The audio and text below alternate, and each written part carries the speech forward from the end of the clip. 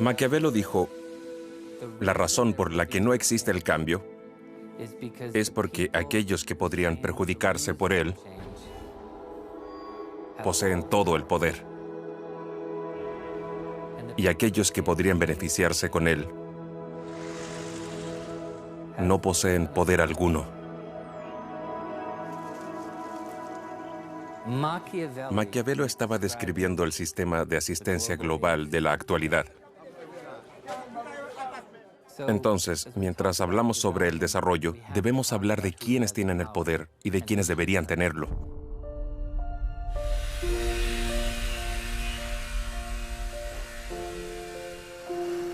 Hola.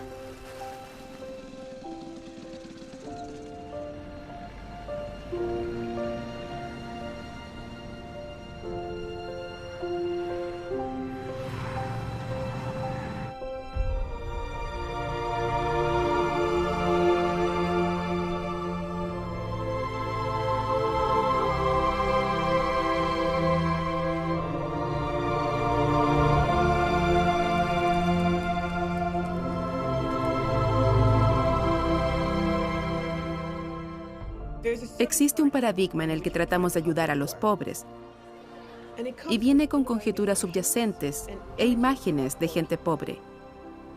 Proviene de un buen corazón.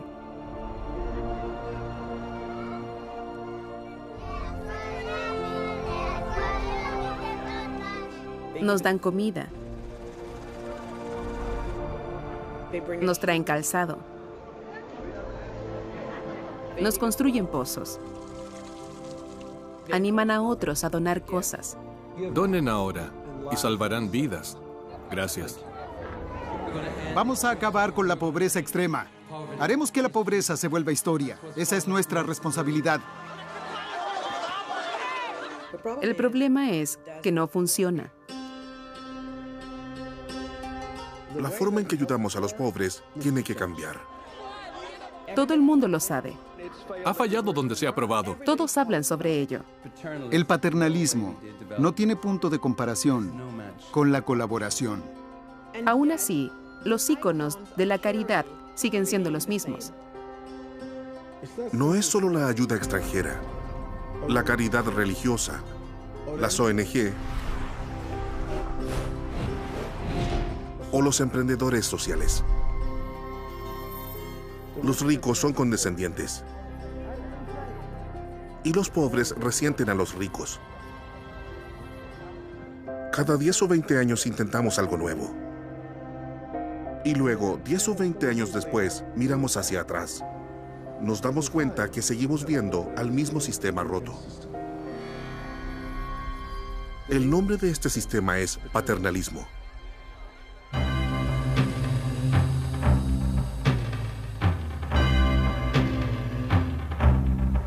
It's Christmas time. There's no need to be afraid. At Christmas time, we let in light and we banish it. La canción de Navidad creó conciencia y fue una reacción a una crisis en particular. Eso puedo entenderlo. Pero también perpetúa una imagen falsa y sentimental sobre una África estéril y africanos indefensos y dependientes.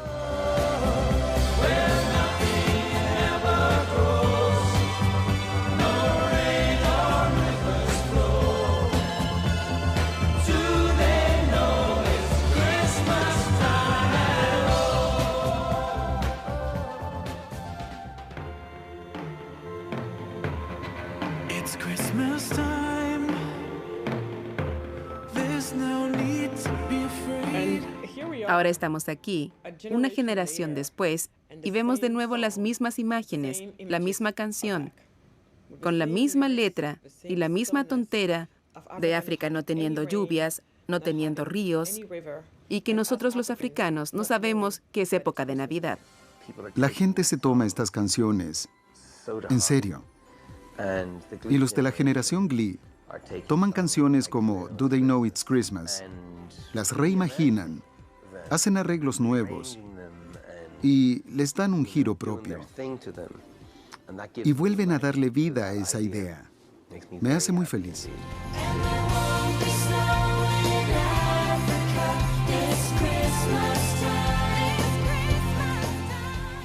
¿Qué hace que Bono esté tan feliz? En este punto, Bono debería saber que está equivocado. Los medios internacionales viven diciéndoles a los africanos y a su público, África es pobre, África es pobre. África siempre ha sido una fuente de recursos para el resto del mundo. Los países a los que tildan de pobres son ricos en petróleo, en diamantes, en madera, tierras y oro, y están localizados en buenos lugares para turismo. La gente de aquí no es estúpida, solo están desconectados del comercio mundial, así de simple.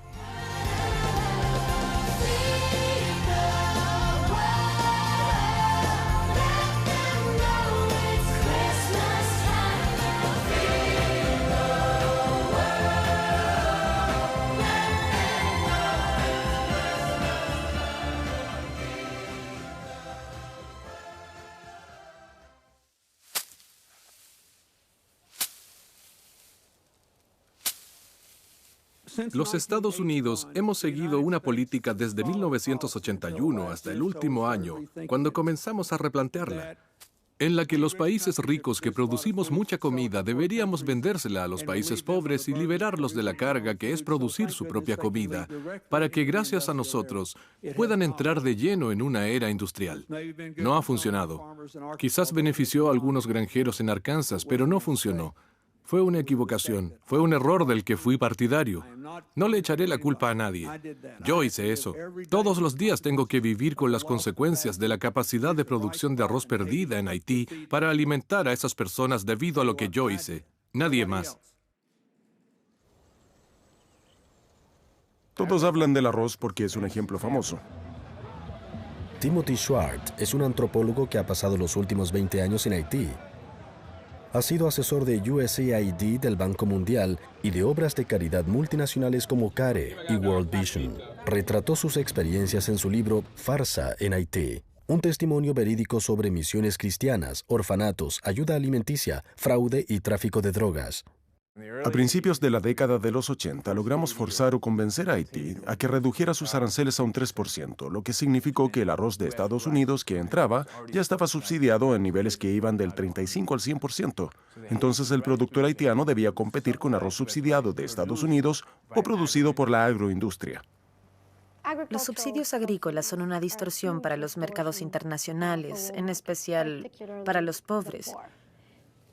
Los subsidios suceden porque los locales quieren proteger sus mercados y lo hacen a costa de otros países que no tienen el mismo poder para negociar acuerdos bilaterales con grandes potencias como los Estados Unidos.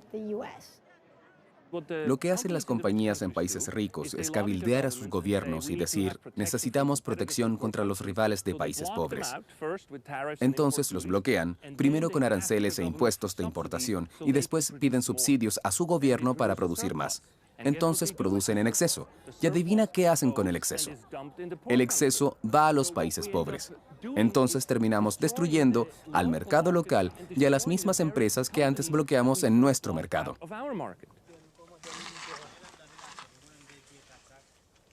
La situación nos destruyó por completo. Muchos granjeros abandonaron su trabajo. Luego del terremoto del 12 de enero del 2010, nos quedamos con todos nuestros productos. Los cultivos no están pensados solo para consumo personal, están pensados para el mercado también. Una vez que el mercado se satura, no hay más demanda. Como resultado, pierdes el trabajo de un año entero. Creo que cuando donaron, lo que hizo fue hacernos más haraganes, menos capaces de producir nuestras propias cosas.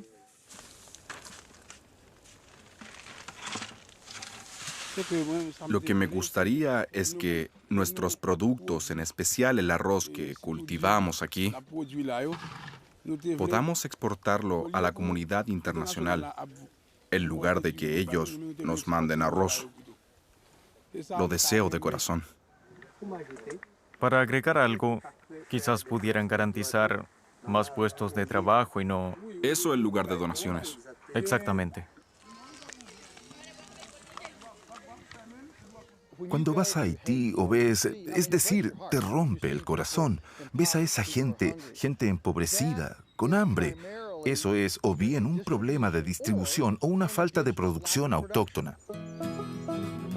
Joel Salatin es granjero de Virginia de tercera generación y su granja ha sido mencionada en National Geographic, The New York Times y en El dilema del omnívoro de Michael Pollan. Los libros de Salatin exponen las virtudes de una biomimética sostenible y un aumento en la producción local de comida. Unos años atrás, cuando era un delegado de Estados Unidos en Terra Madre, el primer banquete internacional de Slow Food en Turín, Italia, cuando no daba discursos, asistí a cuantas charlas de la delegación africana que pude. Lo que cada uno de estos delegados decía era: ustedes, estadounidenses, no se entrometan. No necesitamos su asistencia extranjera.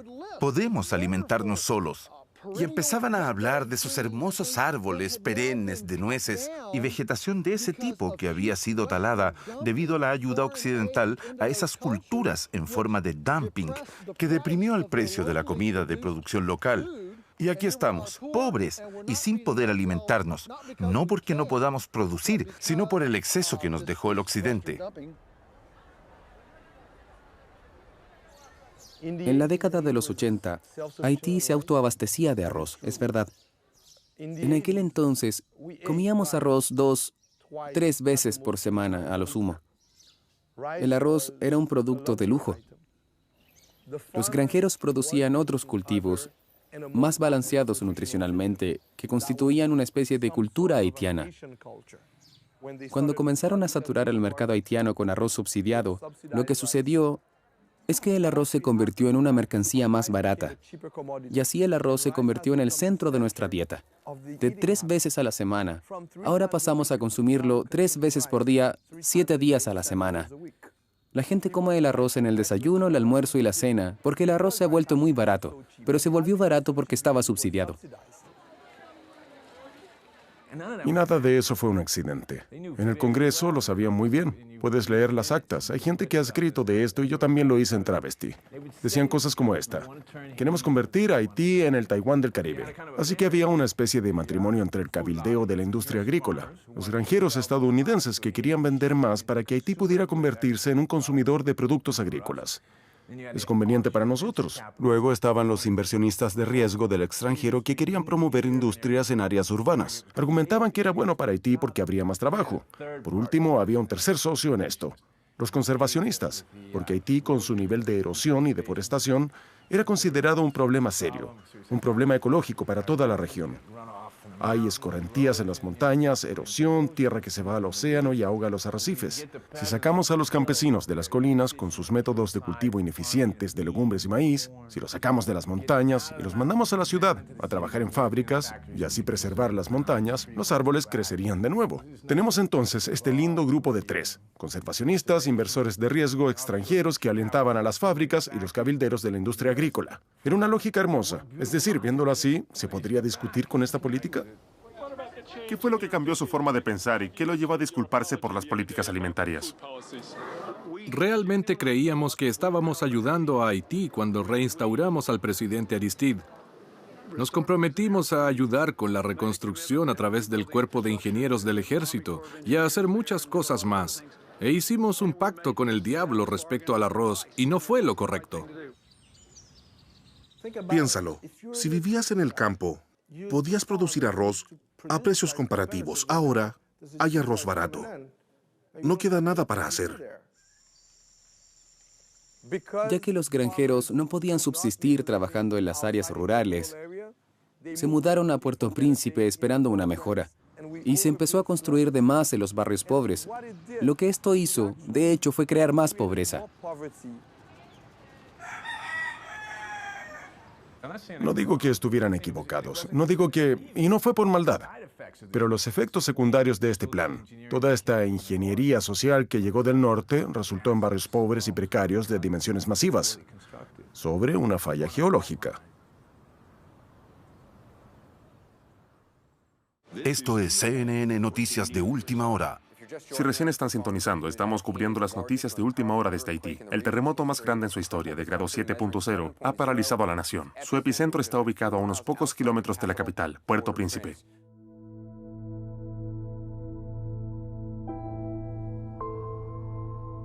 Empezó mientras yo estaba en la ruta.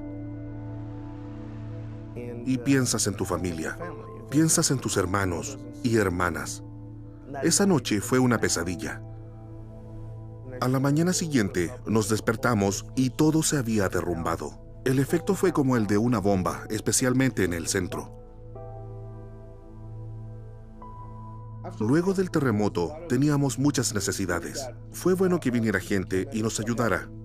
El problema es que el desastre natural de corto plazo se convirtió en un desastre antinatural a largo plazo.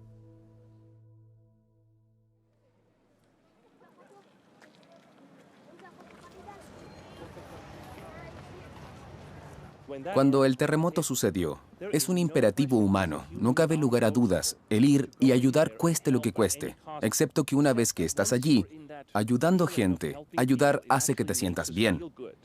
Ser como Superman, aparecer y salvar a alguien, y entonces nos aferramos. Cuando sucedió el terremoto del 12 de enero del 2010, esta persona de Tailandia mandó un email porque había pasado por el tsunami de Tailandia y escribió: "Me alegro mucho de que hayan sobrevivido a ese desastre natural. Solo espero que puedan sobrevivir la llegada de todas las ONG. En ese momento no entendí lo que quiso decir. El terremoto sucedió hace casi 3 años ya, y aún así siguen mandando arroz gratis, y eso sigue dañando a la economía de Haití. Ya no es una emergencia". Es una república de ONG, porque hay más ONG por persona aquí que en cualquier otro lado del mundo. No tengo un número oficial, pero se dice que solo en Haití hay más de 10.000 ONG.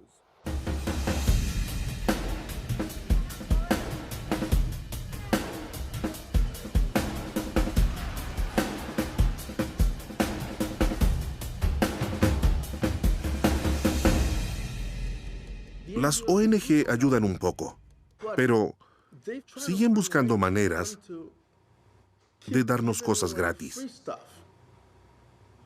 Como si no quisieran que los haitianos nos valgamos por nuestra cuenta. ¿Entienden a lo que me refiero?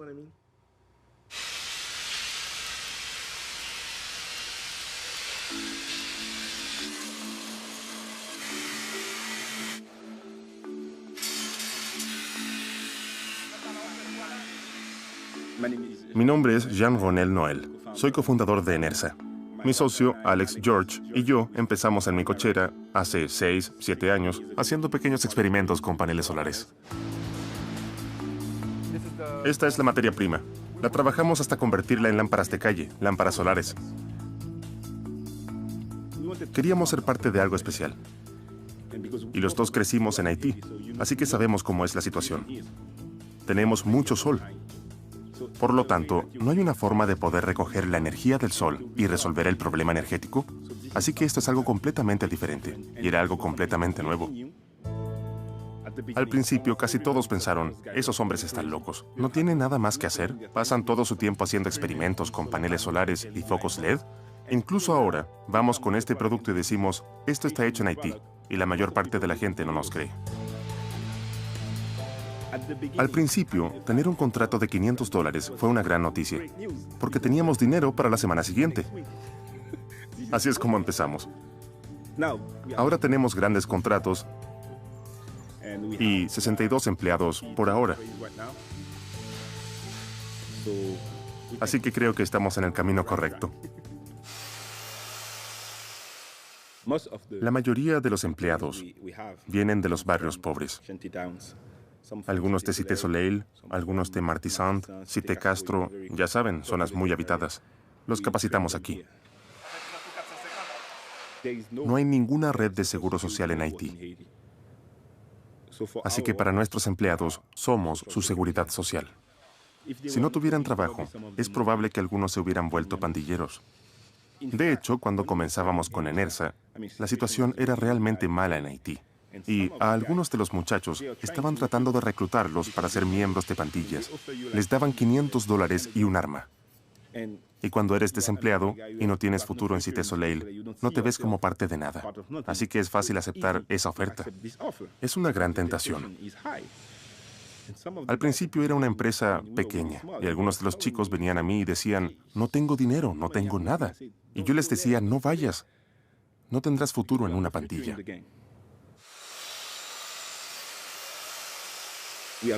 Hemos instalado 200 luces en Cité Soleil. La gente sabe que Enersa contrata personas de Cité Soleil y que ha llevado luz a Cité Soleil. Cuando haces algo, puedes ver el impacto en la población y puedes decir, fue gracias a mí.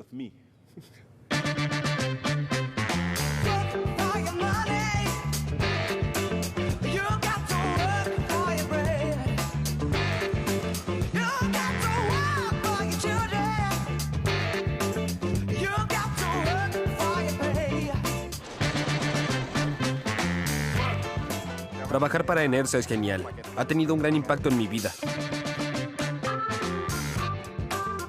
He logrado grandes cosas con este trabajo. He podido pagar las cuentas de mi hogar. Así me gano la vida. El dinero para la colegiatura de mi hijo y para todo. Viene de esto. Me alegra ser parte de Enersa porque siento que pertenezco.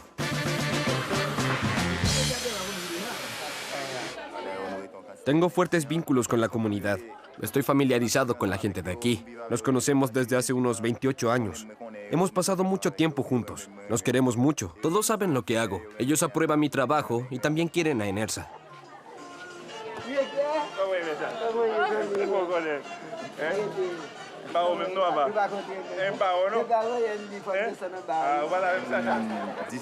Le dije al director que mi sueño es ver que a mis 2 hijos les vaya mejor que a mí en la vida. Primero, que terminen la secundaria. Luego que vayan a la universidad por sus estudios. Y estaré orgulloso de ver los frutos de mi labor en Enersa, sabiendo que fui capaz de cuidar bien de mis hijos y feliz de verlos triunfar en la vida.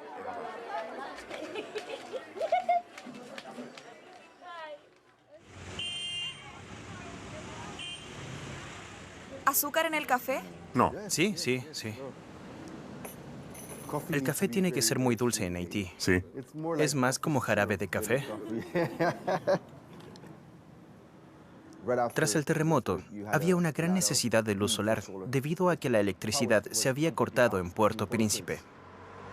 Las ONG vieron esto y pidieron donaciones en el exterior y desde allí mandaron equipamiento solar.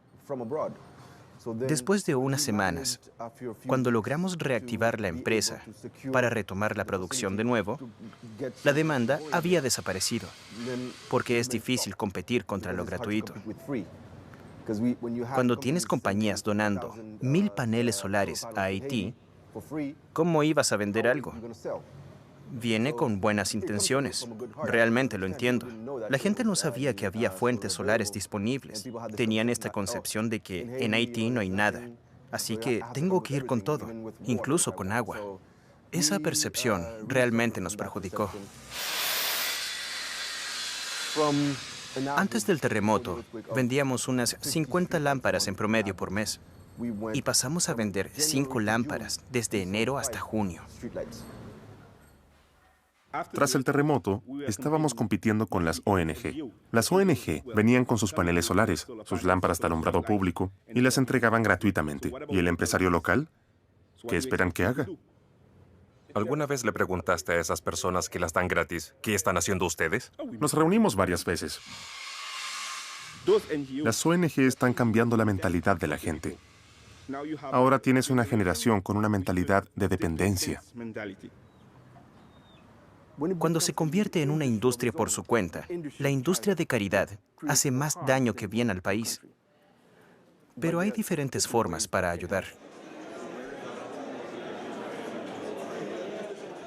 Hemos trabajado con Partners Worldwide. Trabajaban en Haití. Es una ONG que apoya a las empresas. Te ayudan a establecer tu empresa. Dan capacitaciones. Tratan de insertarte con su red de contactos. Tratan de vender tus productos. Hacen todo para ayudar a que tu negocio crezca. Algunas ONG también capacitan técnicos, obreros de construcción, mecánicos, electricistas, y les dan la posibilidad de comenzar su propio negocio. De alguna forma, les están enseñando a pescar en lugar de darles pescado. Sus objetivos deberían ser darme una caña de pescar, enseñarme a pescar y luego irte a otro lado. Si después de 40 años sigues aquí, hay un problema.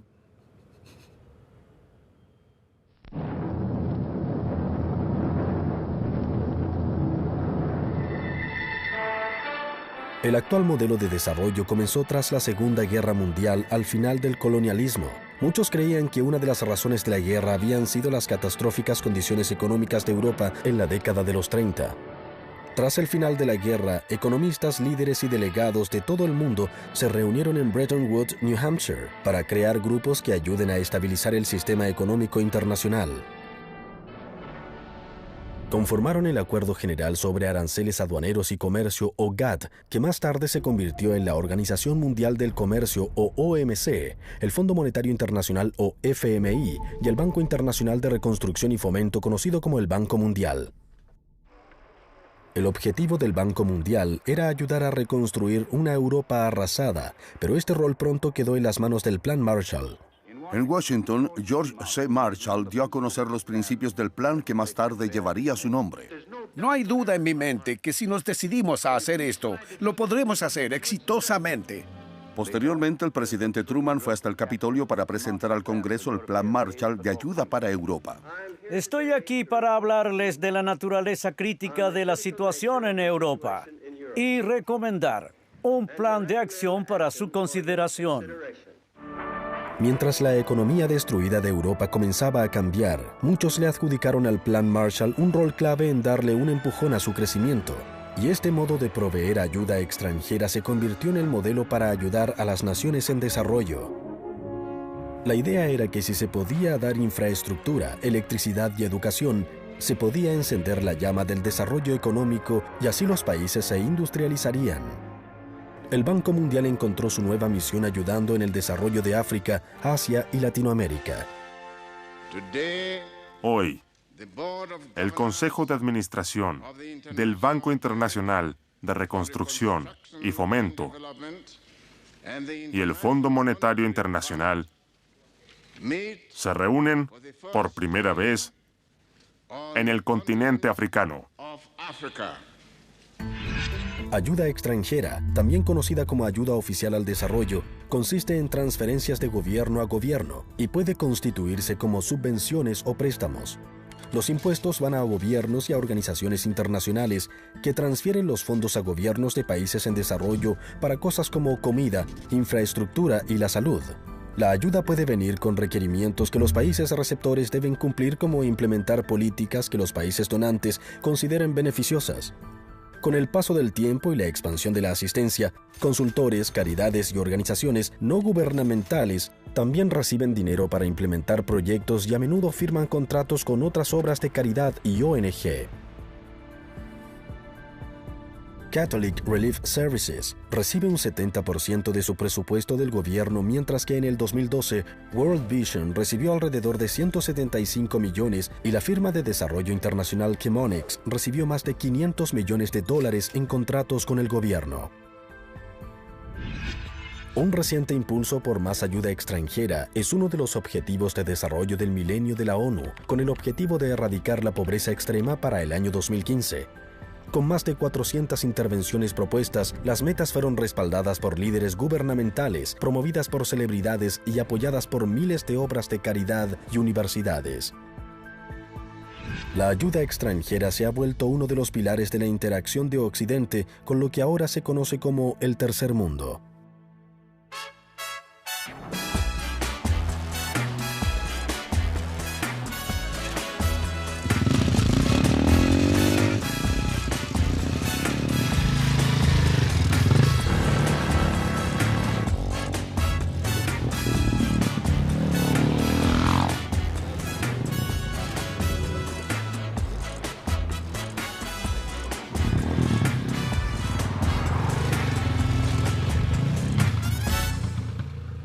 La explicación bonita y solidaria para el desarrollo es la vinculada con el Plan Marshall, con el desarrollo de Europa y con la idea de que podíamos ir a países en desarrollo y ayudar a construir una economía, una infraestructura.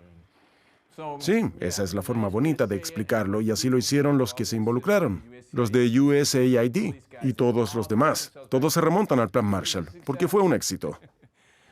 Es una bonita forma de explicarlo, pero yo creo que para entenderlo mejor hay que hacerlo en el contexto de la Guerra Fría y la competencia por recursos en un tipo de neocolonialismo. He hablado con haitianos que dicen, sabes, pasamos por el colonialismo, pasamos por el neocolonialismo y por el neocolonialismo. Ahora tenemos el desarrollo, el cual es tan solo otro tipo de colonialismo.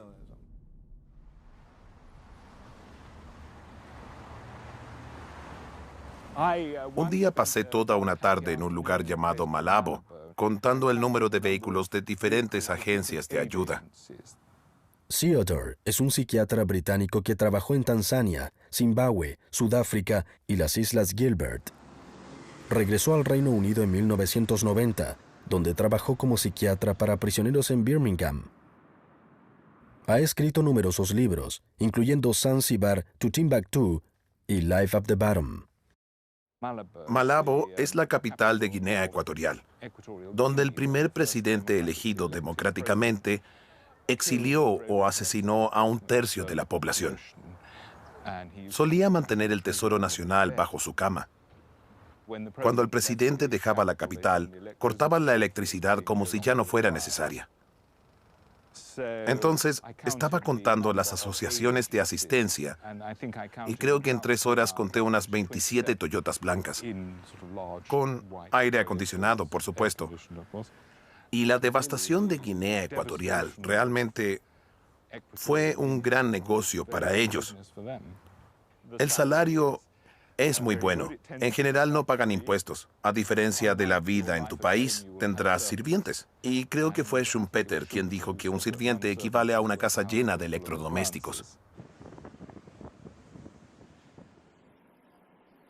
Muchas de las agencias de donación, cuando veo a sus jefes manejando sus autos caros y viviendo en casas grandes, veo a múltiples gobernadores coloniales. Este es el nuevo rostro del gobernador colonial. Herman Chineri Hesse, un empresario de software ganés, es el fundador del Softry y BSL. Comenzó a trabajar en 1991 en la casa de sus padres para desarrollar una línea de software especializado para los países en desarrollo y comenzó a vender puerta a puerta. Un pionero de la tecnología, ha sido llamado el Bill Gates de África y ha aparecido en la BBC y en periódicos alrededor del mundo. Actualmente trabaja para conectar a empresarios rurales con más mercados a través de aplicaciones de teléfonos inteligentes. Creo que el Banco Mundial y otras organizaciones de donación tienen otras intenciones más allá del desarrollo de nuestros países. En gran medida, nuestros gobiernos son prisioneros de las agencias donantes, una comunidad de donantes internacional que a mi forma de ver no está muy interesada en el crecimiento de los negocios locales, porque entonces los impuestos se volverían una fuente de ingresos para el gobierno y dejarían sin trabajo a las agencias de donaciones internacionales. Gracias por su paciencia. Muchas gracias. Ya no nos emociona recibir ayuda del FMI o del Banco Mundial. Ellos solo prolongan tu miseria, dándote un préstamo, convirtiéndote en un esclavo económico, porque quedas encadenado a su préstamo. Se convierte en un método de colonizar las economías de los países pobres. Hay muchos africanos que están furiosos, muy furiosos, ante las condiciones de África. La generación chita es una nueva clase de africanos. No van a esperar a que el gobierno haga cosas por ellos. Esa es la generación chita. Y la salvación de África descansa en los hombros de estos chitas. Por el contrario, tenemos a la generación hipopótamo. La generación hipopótamo es la de las élites gobernantes. Son los que han monopolizado el poder político y los mismos que quedaron atascados en la etapa pedagógica. Ellos piensan que la única forma de resolver problemas en África es dándole más poder al Estado, más ayuda extranjera, y es sobre los hombros de esta generación hipopótamo que las Naciones Unidas, el Banco Mundial y el FMI han estado tratando de colgarse con el viejo discurso sobre asistencia. Es por eso que no estamos yendo a ningún lado. De los 54 países africanos, solo 16 son democracias. Hay líderes que se quedan en su cargo por 10, 20 e incluso 40 años y nunca se van. Entrenan a sus hijos para que estos los releven. Los africanos están cansados de esta clase de liderazgo. Cuando la gente apoya la idea de más ayuda para África, más nos condenan a los africanos a vivir bajo dictadores que no respetarán nuestros derechos para acceder al Estado de Derecho. No hay duda de que en sus orígenes la idea era una de compasión. Ves a gente sufrir por la pobreza y tu primer instinto es dar. Lamentablemente, donaciones a larga escala distorsionan las cosas. Por ejemplo, miren a Tanzania, donde estuve trabajando. El mayor porcentaje de moneda extranjera que recibe viene de asistencia extranjera y son los miembros del proceso político los que realmente reciben esa ayuda. No se confundan, no estoy en contra de la ayuda humanitaria. Por supuesto que si un desastre sucediera, debemos unirnos y ayudarnos. Pero cuando la ayuda humanitaria se vuelve una forma de vida, entonces tenemos un gran problema. La ayuda de emergencia para desastres se ha convertido en el modelo permanente. Y es a ese modelo al que me refiero como la actual industria de ayuda. Nunca he oído sobre un país que se desarrollara por la ayuda. Si saben de uno solo, avísenme. Sé de los que han crecido por el comercio, por la innovación, por los negocios. No conozco a ningún país que haya recibido mucha ayuda y que de pronto se haya vuelto un país del primer mundo. Jamás he oído de un país así. Así que el plan está mal. No nos está llevando a ningún lado. Hay toda una escuela de pensamiento ahí fuera con la que no estoy de acuerdo, donde la gente realmente cree que tiene que dar dinero a los pobres sin detenerse a pensar en cómo van a usar ese dinero. La ayuda lleva a más y más ayuda y menor independencia para los que reciben la ayuda.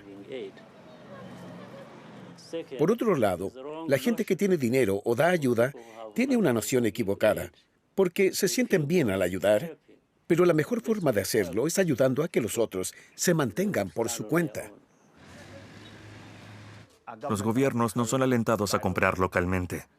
Ahora, cuando le preguntamos a las agencias internacionales, dicen que esa política no viene de ellos y que nosotros estamos locos. Pero cuando hablamos con el gobierno dice, miren, no tenemos permitido comprar productos locales con el dinero donado. Así son las cosas. Es su dinero y ellos deciden a quién va. Por ejemplo, 5 compañías en Ghana se aliaron para obtener un contrato, juntas. Todo estaba yendo muy bien. Éramos capaces de hacer el trabajo. Adivinen qué pasó. Estábamos compitiendo con unas compañías europeas. Una de las compañías logró que su gobierno diera un crédito al nuestro. Un crédito fácil. Para el proyecto. Nuestro gobierno nos dijo, oigan, los queremos mucho, pero nada le gana el dinero gratis. Perdimos nuestro dinero. ¿Y saben qué terminamos haciendo? Terminamos trabajando como subcontratistas de los europeos. Nos dieron la peor parte del trabajo. Terminamos haciendo las partes más difíciles y peor remuneradas, porque éramos los mejores para el trabajo. Se quedaron con lo mejor de 2 mundos. El gobierno pagó, nosotros hicimos el trabajo y ellos recibieron el dinero. Eso no es desarrollo, no es ayuda, es robo. Una gran parte de la ayuda va a subsidios para las compañías que hacen trabajos en países africanos. Yo mismo trabajé en uno de esos proyectos y vi todo el desperdicio. Había un proyecto de caminos en Tanzania y el dinero de la ayuda extranjera era un subsidio enorme para una compañía que jamás hubiese podido conseguir semejante contrato en un mercado real. Estos subsidios pueden llegar a cientos de millones de dólares.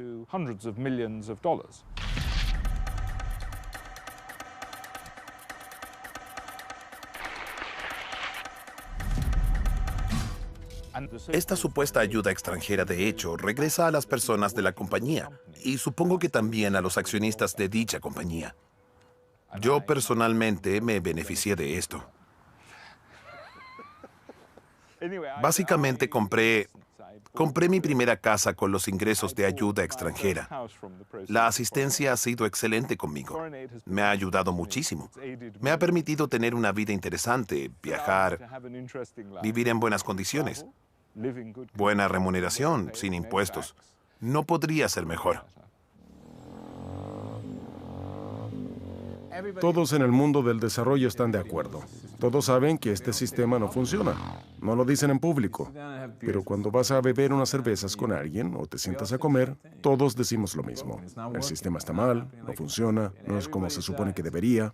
Y algunas personas, se vuelven muy sensibles al respecto. Todos saben que hay algo podrido, lo saben. Y no estamos diciendo cosas que nadie más no sepa. Lo que empezó como un plan para impulsar economías y promover el desarrollo se ha convertido en un complejo sistema de humanitarismo global. El sistema lo incluye todo, desde gobiernos y corporaciones multinacionales a agencias de ayuda, ONG, obras de caridad, celebridades y emprendedores sociales. El objetivo es ayudar, pero los incentivos y la interacción entre los diferentes componentes terminaron creando una industria de pobreza global.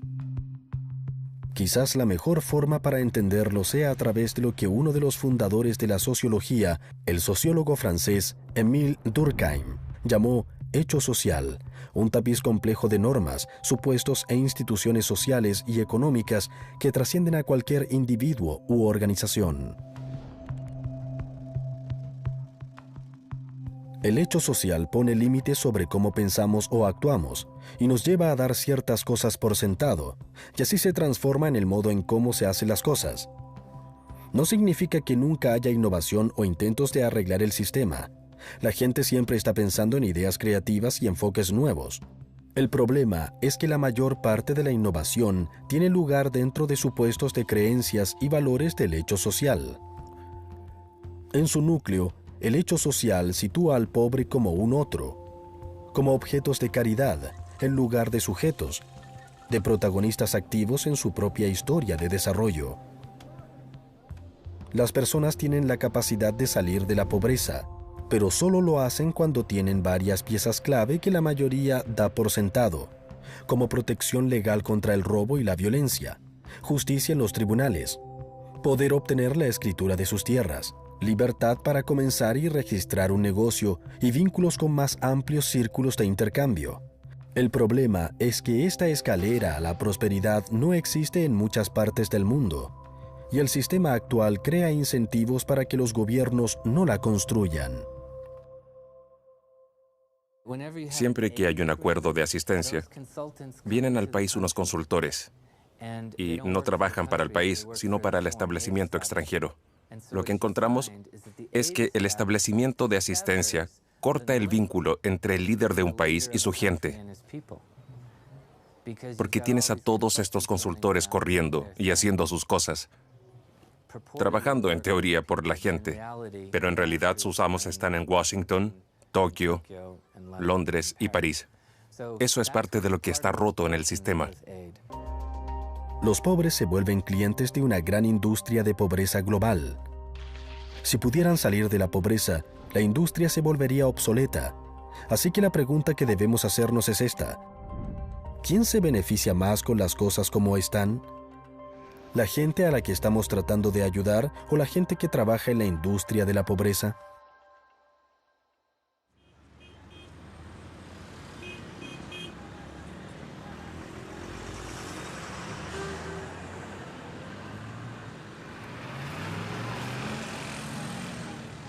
Cuando era una niña, no teníamos ropa de segunda mano de Europa o de Canadá, en Kenia.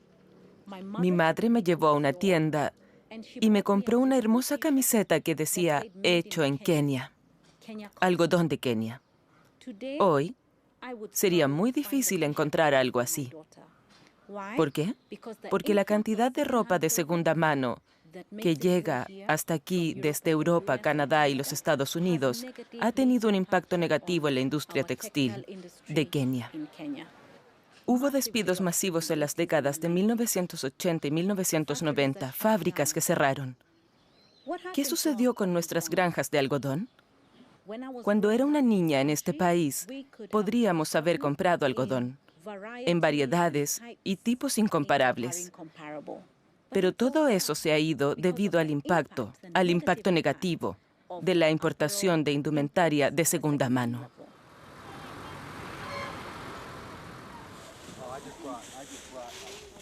Mientras crecía, el modelo que vi era este, en el que se hacía una colecta en la iglesia, y todos llevábamos zapatos viejos y entonces nunca supimos qué pasó, pero sabíamos que estábamos respondiendo a este deseo de ayudar a los pobres, a los vulnerables.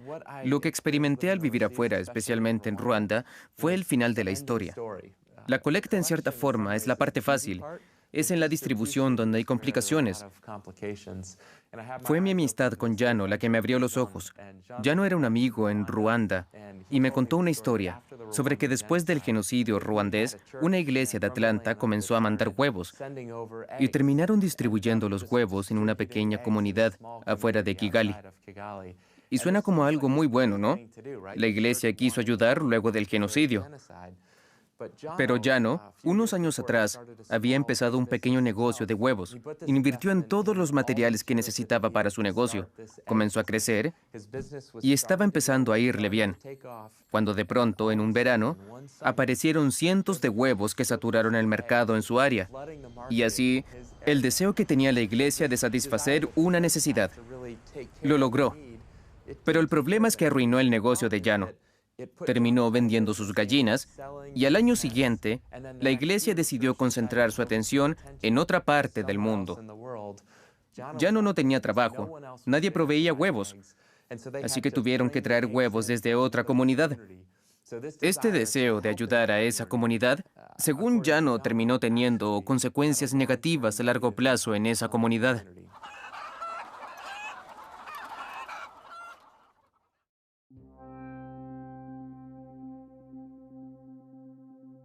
Si van a una conferencia hoy, comparado a 20 años atrás, y preguntan, ¿cuántas personas hacen caridad? Nadie levantará la mano, porque caridad se ha vuelto una mala palabra.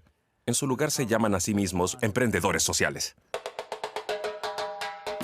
Una reciente moda en el desarrollo es la creciente popularidad de los emprendimientos sociales, como convertirse en emprendedor social que aplican modelos de negocios a problemas sociales. Uno de los líderes y emprendedores sociales más reconocidos es Blake McCoskey, el fundador de Tom's Shoes.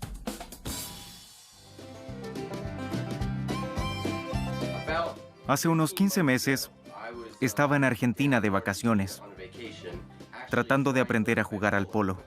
Estando allá, noté que muchos de los jugadores de polo y muchas de sus novias y esposas usaban estos zapatos llamados alpargatas. Y las alpargatas son muy parecidas al actual modelo de zapato Tom's, pero solo que tienen una suela de cuerda, y los únicos colores eran azul, negro y rojo. Aún así, todos las usaban, y se consideraba elegante y a la moda usarlas en los bares a la noche, o en los centros de compras, o en la playa. Entonces, al ver estos nuevos zapatos geniales que tanta gente usa en Argentina, y al ver a todos los niños que andaban sin calzado, se me ocurrió la idea de empezar Tom's Shoes. Le dije a un amigo, ¿qué piensas si tomamos este zapato original de Argentina? Lo rediseñamos, lo hacemos chic y a la moda con estampados divertidos, y lo vendemos en buenas tiendas de Estados Unidos. Y cada vez que vendamos un par, regalaremos otro a todos los niños que no tienen zapatos.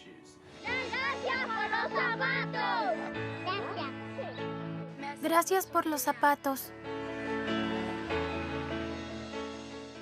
Cuando trabajaba en Seventh Fund, de hecho le dimos un premio a Tom's por una película que hicieron sobre la idea de los zapatos y todo eso. En aquel momento yo también pensaba que era una gran idea. El principio básico de Tom's Shoes se llama 1 por 1. Él produce los zapatos. Cuando compras uno aquí a precio mayor, un segundo par de zapatos será mandado a países en desarrollo y entregado a un niño pobre.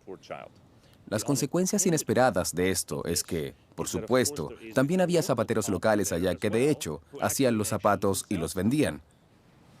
¿Pueden imaginarse lo que les pasó el día en que llegó un camión con Tom's Shoes? ¿Por qué habrías de comprar algo si lo recibes gratis? Y para empeorar la compleja situación, el camión no siempre viene. Nuestras donaciones tienen un impacto impredecible en la economía local, y eso crea caos en muchos negocios, especialmente en pequeñas y medianas empresas. Tom's Shoes encontró el modelo ideal para, no quiero decir explotar, pero sí capturar el amor de la gente que quiere ser generosa y ayudar. Y lo han combinado con un modelo de ONG para seguir lanzando cosas gratis en el mercado. Está bien, Blake está tratando de hacer algo nuevo. Se lo ha criticado por enviar zapatos. Entonces, está tratando de desarrollar fábricas en lugares locales y al menos ahora no están solo dando zapatos gratis, sino que al menos los producen en esos países. ¿Qué piensas sobre eso? Es bueno, al menos escucha. Pueden construir fábricas en países donde habrá más empleo. Pagarán impuestos. ¿Volvería a darle el premio a esa compañía hoy? Hemos aprendido mucho en el medio. Tom's Shoes aprendió mucho. Yo aprendí mucho. En retrospectiva, me hubiera encantado darle el premio y haber invitado a más personas a compartir ideas al respecto, en especial a aquellos que se verían afectados por las donaciones de zapatos. Cuando aparece una compañía como Tom's y trata de hacer algo nuevo, el problema es que si bien quieren ser innovadores, trabajan dentro de la estructura antigua. Con esa estructura, que de hecho es dañina, si Tom's fuera a triunfar, estarían haciendo a ese sistema dañino más efectivo. Mire esto.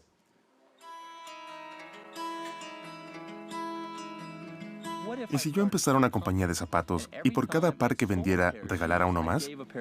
De esta manera, mientras pueda seguir vendiendo zapatos, estos niños tendrán calzado toda su vida.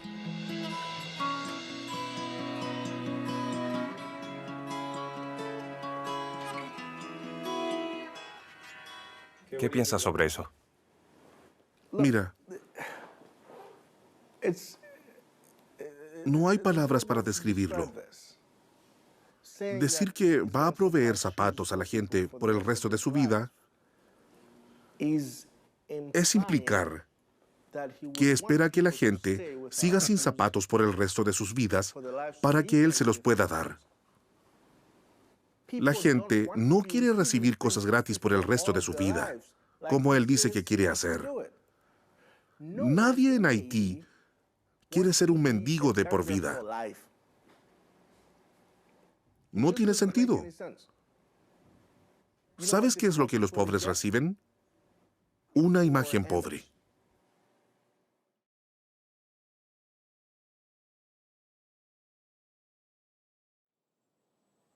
Lo primero que quisiera hacer con aquellos que dicen que debemos ir y dar, porque de lo contrario, esta gente nunca podrá mejorar su situación y salir de su pobreza, es preguntarles ¿por qué?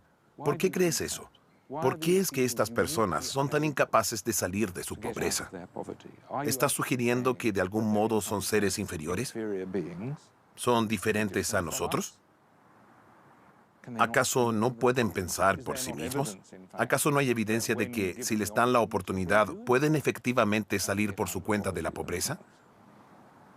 En segundo lugar, me gustaría decirles que lo que de hecho debieran hacer es vivir en uno de esos países por 2 o 3 años. No solo volar hasta allá y decir, Dios, qué terrible. Mira a esos bebés con estómagos hinchados y cosas así. No digo que no sea terrible, pero la compasión no es solo una forma de expresar un punto de vista. Y las personas compasivas tienen que considerar los efectos prácticos de las cosas que proponen.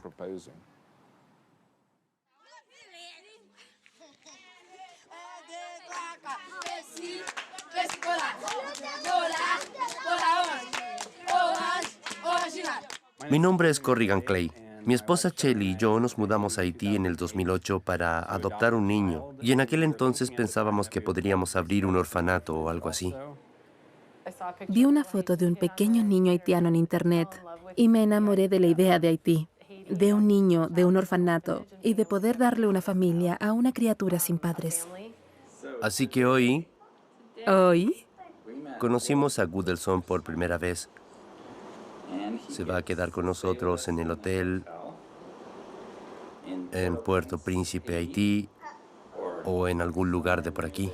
Es mi nuevo hermano. Sí.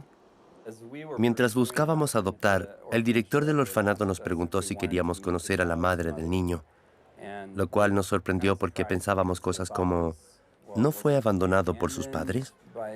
¿O no había perdido a sus padres? Cosas así. El director dijo que ella venía a verlo cada 1 o 2 semanas. Estaba muy sorprendido y le pregunté, ¿por qué viene a verlo? Él respondió, lo ama y quiere asegurarse de que está bien. Le trae regalos y otros objetos. Cuando la conocimos, le pregunté, ¿por qué lo trajiste al orfanato? Ella dijo, no tenía dinero suficiente para alimentarlo. Tampoco vivía en un buen lugar. Estaba en Cité Soleil. Hay pandillas y violencia. Así que el orfanato era la mejor solución para él. Le preguntamos, si hubieras tenido un trabajo, ¿te hubieras quedado con él? Y ella dijo, sí, por supuesto. Fue tener esta gran sorpresa de estar gastando $20,000 en una adopción para poder criar al hijo de una madre que lo quiere. La injusticia de todo eso realmente me tocó. Así que comenzamos a charlar con las familias de estos niños y con los propios niños. En el orfanato en el que estábamos, había unos 24 niños a los que cuidábamos. Solo 2 de ellos eran realmente huérfanos. Comenzamos a aprender sobre otros orfanatos y a hacer preguntas al respecto. Nos encontramos con que esto era algo bastante común. Una estimación moderada es que el 80% de los niños en orfanatos en Haití no son verdaderos huérfanos, sino huérfanos por la pobreza.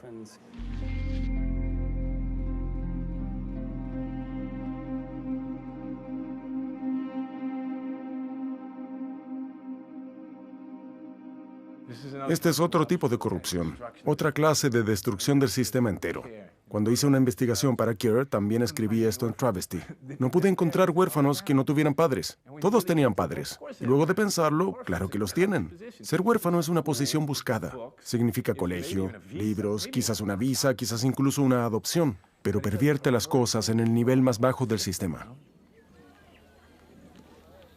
Algunos padres, como no pueden cuidar de sus hijos y escuchan que alguien va a abrir un orfanato porque algún donante quiere hacer algo bueno y abrir un orfanato, luego de escuchar que los niños haitianos están sufriendo o muriendo, los padres entregan a sus propios hijos al orfanato y van a visitarlos una vez al mes. Le has quitado al padre la obligación de educar a su hijo, pero también le has quitado a ese niño sus vínculos emocionales, el amor de una madre, el respeto de un padre. Y ese niño quizá crezca sin esos sentimientos de responsabilidad.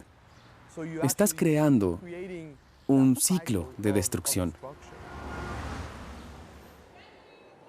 Luego de vivir en el orfanato por 1 año y de familiarizarme con el idioma, la cultura y la gente y realmente crear relaciones, empezamos a ver que el sistema para resolver necesidades de los huérfanos era en realidad un sistema que los creaba. La forma en que las organizaciones de caridad tratan el tema de los huérfanos responde a un sistema más grande que dice que hay temas que deben ser tratados en lugar de hay gente que necesita ser tratada. Los temas son vistos de forma institucional, impersonal. A la gente se le trata según su historia, en un diálogo que fluya a través de preguntar y de escuchar. Había un niño en particular en el orfanato en el que trabajábamos. Cuando su familia adoptiva lo venía a visitar, le preguntaba, ¿estás entusiasmado? Mamá y papá están por venir. Y él me respondía, no son mis padres. Bueno, todavía no lo son, pero lo van a hacer. Te van a adoptar. Van a ser tu familia. Y él decía, no, jamás será mi madre y mi padre. Este chico tenía unos 14 años. Me dijo, mis padres están aquí en Haití. Los conozco. Mis padres en Haití me dijeron que soy como un niño especial en la familia porque puedo venir a un orfanato. Solo iré a Estados Unidos con esta gente, pero no son mi familia de verdad. Le dije, bueno, ¿sabes? Ellos esperan que eventualmente seas parte de su familia y probablemente se sentirán mal al saber que no tienes intención alguna de ser parte de su familia. Adoptamos a 2 niños haitianos, Jackson y Ember. La madre de Ember murió tras dar a luz y la madre de Jackson lo abandonó en las puertas del orfanato. Vino a traerlo y luego tenía que volver con papeles donde renunciaba a él, pero no lo hizo. Este es Jackson. Es un chico grande, pero cuando estaba en el orfanato casi muere de inanición 2 veces. debido a la forma en la que cuidan a los niños aquí. Solo le daban el biberón y no sabían que era intolerante a la lactosa, así que vomitaba toda su comida y casi murió 2 veces. Tuvieron que llevarlo al hospital. Obviamente ahora come bien.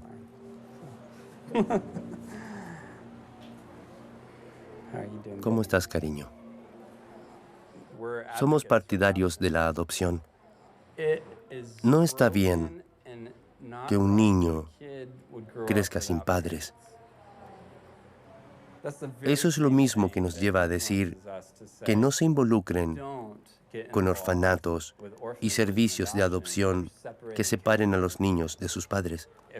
Si yo estuviera en una crisis financiera y no pudiese alimentar a mi hijo, no pudiese pagar sus útiles escolares o el colegio, si no tuviese dinero como para pagarles el autobús, lo que sea, y alguien de otra nación viniese y me dijera, ¿sabes qué? Tenemos una solución. Lo que vamos a hacer es poner una casa donde todos los niños con problemas puedan vivir. No va a seguir siendo tu hijo, vas a tener que dárnoslo. Pero nos aseguraremos de que lo tenga todo. ¿No te parece una buena solución?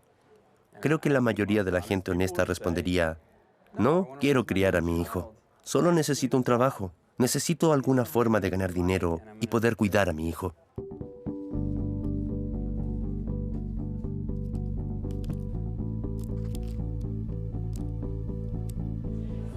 Así que tuvimos a una interna que vino durante el verano y entendió cuál era mi visión sobre empezar algo artesanal, porque teníamos mucha gente en nuestras vidas. Ya había 4 mujeres que o bien ya habían entregado a sus hijos o estaban a punto de hacerlo.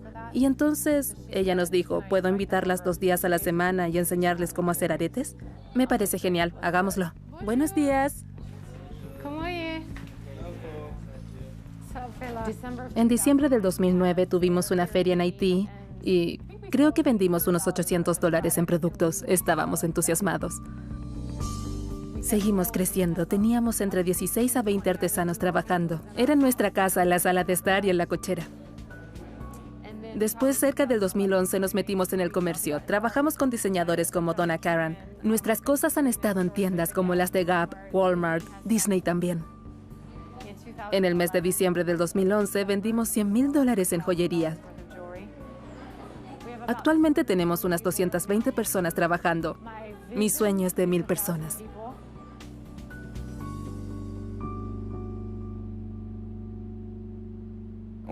Cuando mi familia llegó a Haití por primera vez, teníamos solo nuestros ahorros, unos $35,000. Pensamos que comenzaríamos un orfanato y que luego le pediríamos a la gente que ayudase a mantenerlo. Así que se trataría de un pedido constante de ayuda. Pero como comenzamos un negocio, esa cantidad con la que vinimos es aproximadamente la cantidad que ingresa para nuestros artesanos por mes. No es un regalo caritativo al estilo de un poco de dinero cada mes. Es algo que pueden ver y decir, esto es mío, me lo gané, puedo hacer lo que quiera con esto. Y alguien allí afuera apreció lo que hice y lo compró.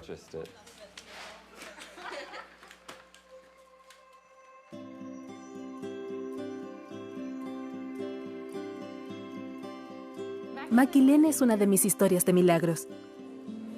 Estaba caminando a casa un día y estaba llegando al portón y había una mujer sentada en la tierra con un bebé en sus brazos. Ella tenía sarna, el bebé tenía sarna, no habían comido nada. Había venido buscando un orfanato, pero lo menos que quería hacer era mandarla a uno, así que le dije, ¿sabes qué? Vamos a hacer un trato. Ve a buscar a todos tus hijos, regresa y te invitaré a trabajar con nosotros. Vamos a intentarlo. Esta es ella, en Puerto Príncipe con sus hijos. Todavía no estaba ganando dinero, así que iba a vivir en una carpa. En lo que a mí respecta, cuando estaba en la carpa, una habitación era demasiado pequeña para mí y los niños. Es muy caluroso. La gente se enferma con toda clase de enfermedades. Es muy incómodo. Sus hijos estaban en una situación terrible, pero comenzó a trabajar. Y es una mujer increíble. Es una empresaria. En menos de 3 meses tenía unos 10 empleados propios. Hablaba de que necesitaba una casa y le dije, no tengo dinero para una casa para ti, pero reduzcámoslo a algo que puedas imaginar. Si necesitas $2,000 para el terreno de tu casa y estás ganando $12 por collar, ¿cuántos collares necesitas? Son menos de 200 collares. Y su mente explotó. Podías ver el momento en que cambió de mentalidad. Sus ojos se abrieron y empezó a decir, puedo hacer 200 collares, eso no es un problema. Luego de unos 6 meses o algo así, compró su propia propiedad. Compré tierra con 2 cuartos en ella. Ahí es donde vivo ahora. No me quedo más en una carpa. Lo hizo ella sola. 2 habitaciones, son todas suyas. Nunca tendrá que volver a pagar la renta. Así es como cambió su vida. Porque soy pobre, soy responsable de cuidar a mi madre, mi hermana, mi familia entera. Y si sé de alguien necesitado, debo ayudarlos, porque gracias a Dios tengo trabajo. Me encantaría ver que mis hijos terminen la escuela y se conviertan en alguien.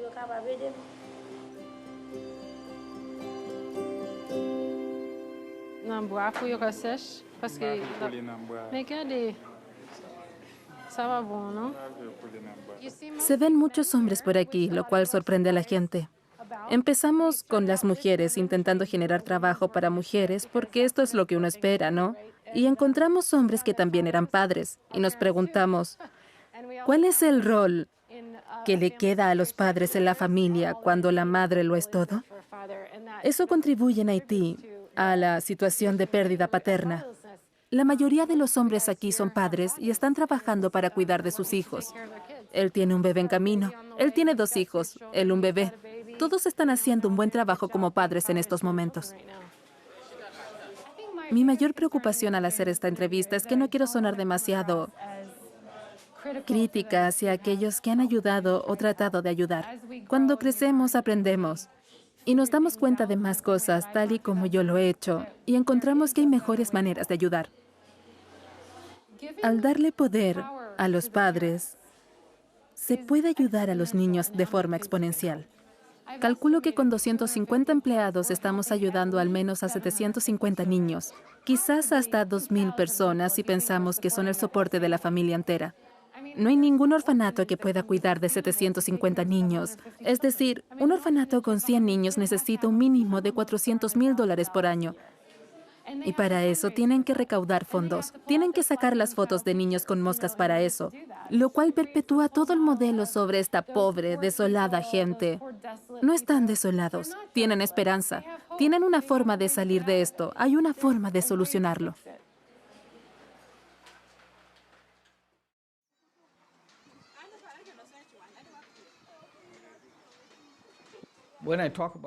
Cuando hablo sobre la pobreza, me gusta dar como ejemplo un árbol bonsái. Busquen el árbol más grande del bosque, tomen la mejor semilla de ese árbol enorme y plántenla en una maceta para flores. Crecerá una planta de no más de 1 metro. ¿Cuál es el problema con la pequeña? El problema está en la maceta. Si la hubieras plantado en el suelo real, la planta sería tan alta como el árbol que viste en el bosque. Las personas pobres son personas bonsái. La sociedad no les da una buena base. Las leyes, las instituciones y las políticas no les permiten acceso a una buena base. Así que se quedan raquíticas y nosotros las tildamos de pobres. Mi nombre es Joshua Omoga. Soy un hombre de negocios, con una tienda en Kibera. Dejé mi hogar en el campo para venir a Nairobi, a buscar trabajo y mejorar mi vida. Le pedí dinero prestado a un amigo y comencé a vender vegetales en la puerta de mi casa.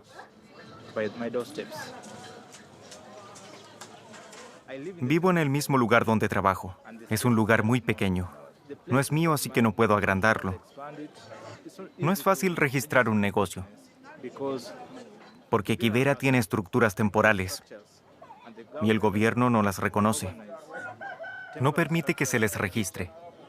Así que ese es uno de mis desafíos actuales.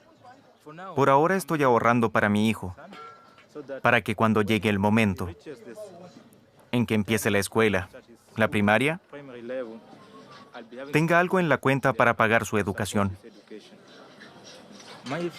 Mi plan a futuro es invertir en mi negocio. Estoy pensando en mudarme de Quivera a otro lugar, donde la vida sea mejor que en Quivera, y allí registrar mi negocio. Una visión romántica y descuidada de los pobres es que son tan explotados que se les debería dejar volver a ser autosuficientes. El campesino orgánico y holístico, no contaminado por los sucios negocios de una economía de mercado. Y por supuesto, es una tontería romántica. La gente que se vuelve subsistente y se desconecta del mercado es pobre. Los únicos que no lo son empiezan trabajando como inversionistas y luego van y vienen en esta fantasía romántica. Y eso está bien para ellos, pero no para los pobres de hoy. Los pobres de la actualidad necesitan todas las conexiones que puedan tener. Estoy frustrado con esta idea de que la pobreza significa vivir con $1 o $2 por día. Es una pésima forma de exponer el problema. Ser pobre tiene que ver con estar excluido de los sistemas de productividad e intercambio. Con esto hablo de celulares, internet, bancos, sistemas financieros y educativos.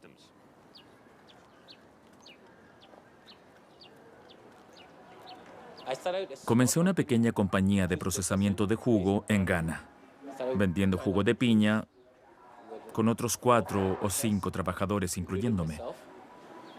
Y he llegado al punto en que tengo 15 trabajadores, 20 en temporada alta. Empezamos pequeños. Quisimos expandirnos, pero como eres hombre joven, sin garantía, sin bienes inmuebles, como le dicen, no puedes acceder a ningún préstamo o facilidades. Si quieres hacer negocios aquí, es frustrante. En este nivel es más difícil porque no alcanzas a llegar al nivel donde realmente puedes ganar dinero. Esto es porque necesitas acceso a grandes cantidades de dinero que ni la familia ni los amigos pueden conseguir. Además, tienes que pagar tasas de interés que matarán tu negocio. Estamos hablando de un 6% a un 10% mensual. Eso equivale a una tasa anual de entre 72% y 120%. No hay negocio que pueda tener tanta ganancia como para pagar los préstamos con semejante interés. Sí, eso es correcto. La piña es. En Ghana tenemos pequeñas compañías de microfinanzas que suelen atraer a las mujeres y a los negocios pequeños. Tenemos muchas de estas compañías de microfinanciamiento en el sistema. Después tienes los bancos grandes que dan préstamos a grandes compañías. Así que hay una gran diferencia entre las compañías pequeñas y las compañías grandes. Entre ellas, no hay nadie que quiera dar préstamo a las pymes. Tienen carteles que dicen, ven a buscar un préstamo, pero vas y no te dan nada. El proceso es demasiado largo. Además, en realidad, no conseguirás un préstamo si no eres propietario o si no tienes un terreno o una casa. Así que crecer es realmente difícil. Estás varado en una encrucijada. Si uno ve la distribución en países prósperos, ves que la mayoría de las compañías son pequeñas o medianas. Si estudias la misma distribución en mercados emergentes, en los países pobres, verás que hay muchas compañías pequeñas, unas pocas compañías grandes y nada en el medio. A esto se le conoce como el medio faltante. Es importante, porque las compañías medianas son las que crean prosperidad. No es que la gente no tiene la capacidad para ser más eficiente, es el acceso el que no está democratizado. Uno de los factores clave para crear inclusión para los pobres es justicia en los tribunales, algo a lo que los economistas de desarrollo se refieren como Estado de Derecho. El Estado de Derecho significa que yo sé quién soy, cuáles son mis derechos y responsabilidades que están protegidas. Eso es el Estado de Derecho. De otro modo, sería una jungla. El más poderoso se quedaría con todo. Esa no es una buena idea para la sociedad humana. Traten de imaginar un partido de fútbol sin reglas. No empezaría el juego. Las reglas son cruciales para eso. Todos saben cómo llevar un balón. Todos saben cómo vender y comprar. Hay muchos emprendimientos en el mundo. El problema son las reglas. En 2/3 del mundo todavía no existe un Estado de Derecho, lo que hace que la gente se interese por el Estado de Derecho. Lo primero que comprenden es que todos en el mundo vivimos sobre una parcela de tierra.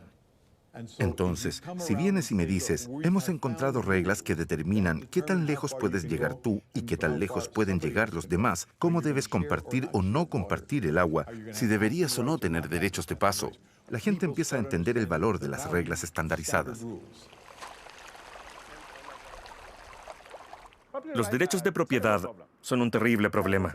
Entre el 60 y el 70% de nuestra gente son granjeros. Imagina si tienes 10 millones de granjeros sin ninguna escritura de la tierra sobre la que trabajan. No tenemos títulos legítimos en Ghana. Es muy complicado. Compras la tierra varias veces. Si buscas tierras para trabajar como un pequeño granjero campesino, unas 2 hectáreas para comprar, puedes conseguirlas si invitas al jefe a tomar un trago. Pero no eres el dueño de esas 2 hectáreas, así que no puedes ir al banco con esas hectáreas como garantía para así pedir un préstamo para comprar un tractor. La última vez que fui a una reunión en el Banco Mundial, les dije, han estado trabajando con nuestro gobierno todos estos años. Saben que esto es la base de nuestros problemas. ¿Qué harán al respecto? Me están diciendo que por 20 años se olvidaron de que tenemos esta situación donde el negocio y la casa de cualquier persona puede ser cuestionada y donde podrían perder su inversión, donde nadie se siente alentado a invertir. No veo que se haya hecho mucho trabajo, ni que se haya logrado mucho progreso. No se puede empezar una economía sin cuestionar los derechos de propiedad. Para mí esto es fundamental. La falta de derechos de propiedad es solo un área donde el Estado de Derecho falta. Los pobres no tienen acceso a justicia en los tribunales y son excluidos de la economía formal a través de complejas estructuras legales que solo los ricos y con buenas conexiones pueden navegar. Cuando uso el término Estado de Derecho, no quiero que la gente piense que no tenemos suficientes leyes. La mayoría de los países en África no tienen un Estado de Derecho adecuado. Por un lado, están completamente excluidos de los sistemas de productividad y por el otro, se están ahogando bajo el peso de sus líderes corruptos, quienes han impuesto las peores leyes posibles para habilitarlos a seguir como están. En Perú nos preguntamos por qué los pobres no hacen uso de la ley para crear negocios. El argumento más popular, por supuesto, es que los pobres en Perú son tontos, no tienen educación, no saben cómo usar la ley. Tenemos que entrenarlos, son primitivos. Tuve un debate con uno de mis amigos abogados, quien insistía en la teoría anterior y decía que la ley estaba bien. La prueba era que habían establecido una compañía en menos de 30 días. Entonces dije, sí, pero ¿qué pasa si eres pobre? ¿Qué pasa si no tienes conexiones como yo, que te permitan hablar con un abogado, que te permitan pagarle de antemano, que te permitan usar un chofer para llevar tus papeles de un lado a otro? Y así establecimos un pequeño negocio en las afueras de Lima, a 5 kilómetros del centro de Lima, donde pusimos 2 máquinas de coser que constituirían la fábrica de camisas, más 4 estudiantes y un supervisor para que vayan de un lado a otro a todas las oficinas legales que encontraron en el camino, para poner un sello de aprobación en todos los documentos necesarios y así hacer de este un negocio legal. Lo hicieron. Les tomó 289 días, trabajando 8 horas al día. Ahí fue cuando descubrimos que la ley podía ser amiga de algunos de nosotros y la enemiga de la gran mayoría. Tenemos datos de investigación que muestran esto. Dentro de cada país en desarrollo hay un ámbito en el que las cosas pueden suceder muy rápido y con eficiencia si conoces al ministro, si tienes conexiones. Si no las tienes, entonces quedas fuera. Es un sistema muy parcial. Un sistema que está limitado para gente privilegiada. Te quedas atascado en casa, en un pueblo, con todas tus habilidades y todo tu talento, y lamentablemente así es como son las cosas. La gente de aquí no es estúpida, solo están desconectadas del comercio mundial.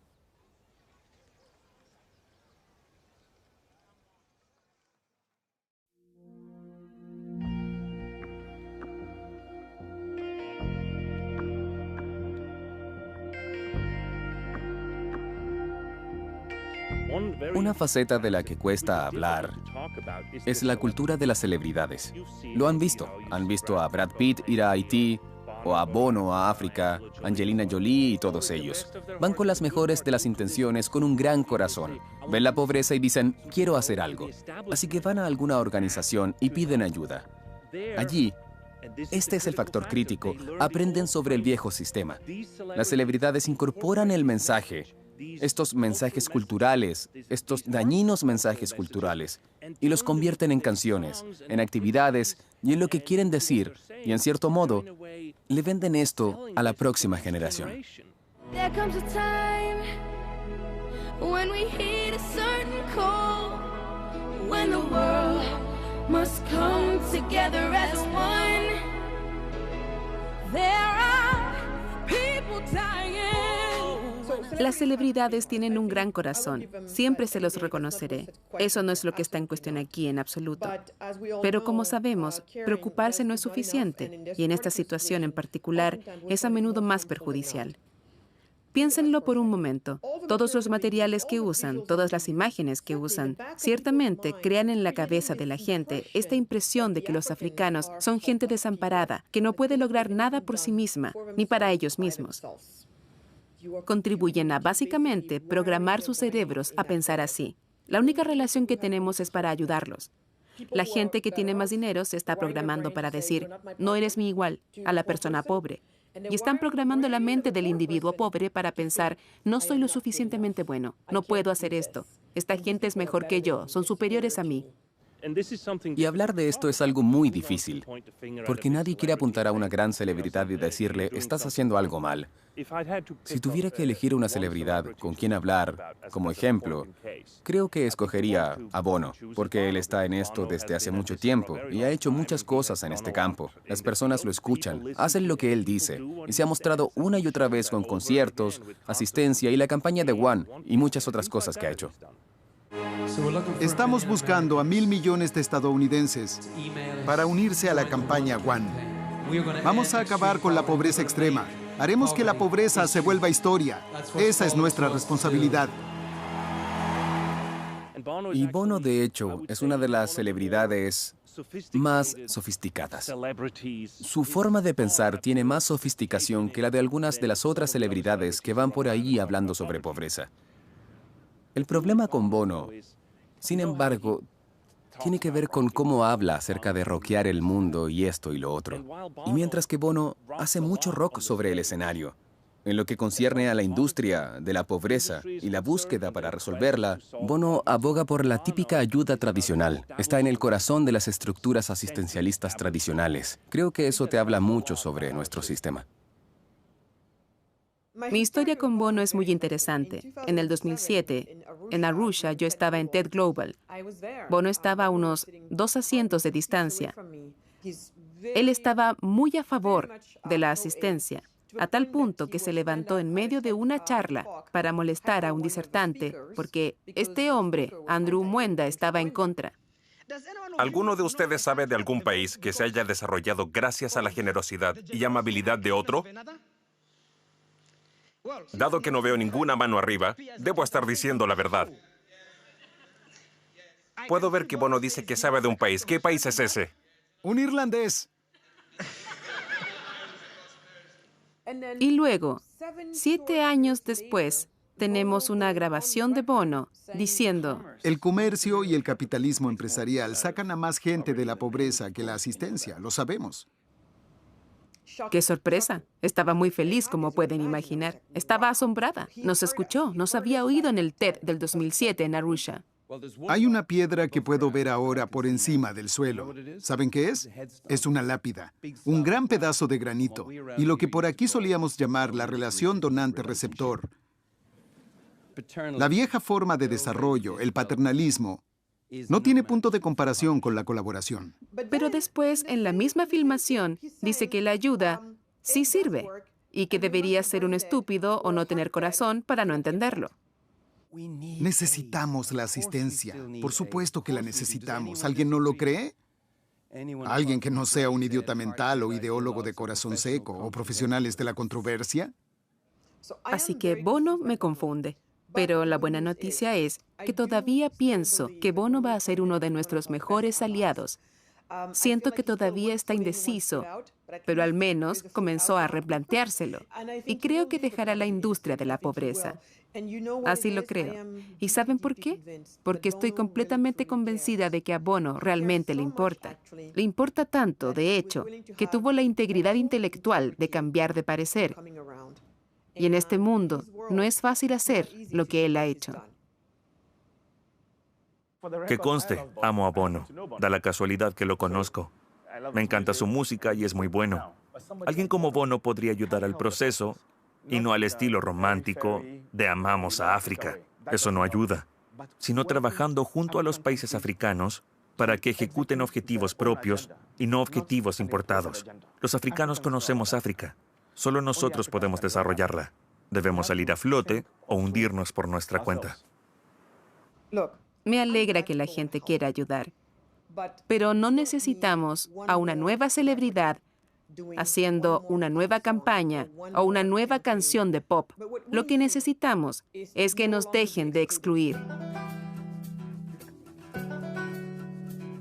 Si realmente quieren ayudar contra la pobreza, la industria de la pobreza tiene que desaparecer.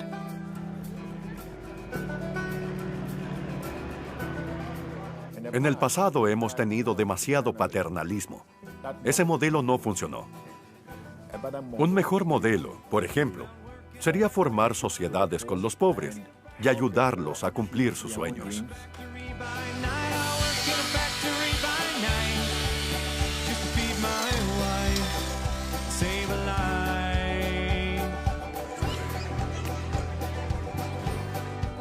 En el mundo actual, África no necesita ayuda, necesita una puerta de acceso. Necesitamos crear capacidad para que los ciudadanos de este continente se vuelvan creadores de riqueza. Mientras más pronto comencemos a contar bellas historias de empresarios africanos que viven aquí y hacen grandes trabajos en este continente, más rápido comenzará a cambiar la forma de pensar. Tener un corazón a favor de los pobres no es difícil, todos lo tenemos, pero tener una mente a favor de los pobres, ese es el reto. ¿Podemos tratarlos como iguales, como socios, como colegas?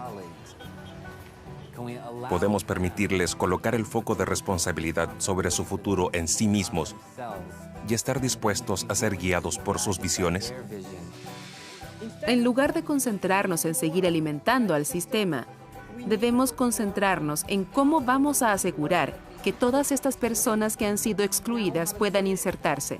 Una vez que lo hagan, verán cómo sucede la magia. Va a suceder. Sucederá más rápido de lo que piensan y será hermoso.